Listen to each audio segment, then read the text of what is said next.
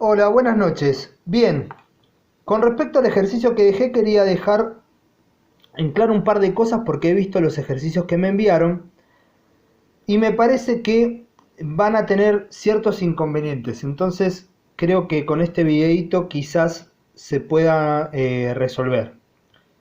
El tema es el siguiente: debemos hallar, como dice acá, ¿no?, la tensión sobre la resistencia de emisor, la corriente de colector y también la tensión que hay entre el colector y el emisor.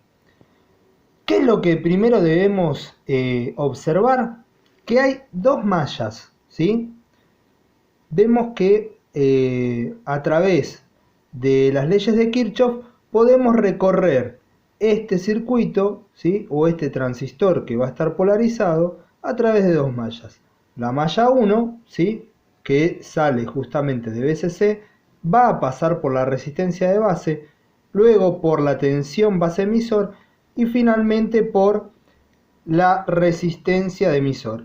Y la malla 2, o yo la denominé malla 2, que pasa desde la BCC, circula por la resistencia de colector, pasa por los conectores entre los terminales, mejor dicho, colector y emisor, para luego circular por la resistencia de emisor.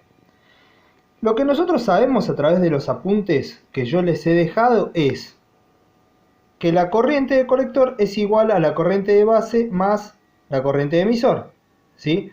Que la corriente de base es mucho más pequeña que estas dos corrientes. Y también que la corriente de colector es igual a la corriente de base multiplicado por el HFE más 1. Teniendo en cuenta que la corriente de base va a ser del orden de los microamperios y las corrientes de colector y emisor del orden de los miliamperios, podemos decir que la corriente de colector y la de emisor son similares.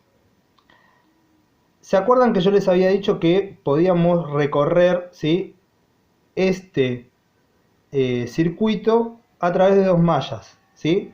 La primera sería BCC menos la corriente de base por la resistencia de base, menos la tensión que hay entre la base y el emisor, menos la corriente de emisor por la resistencia de emisor, y esto sería igual a 0, ¿sí? Estamos acá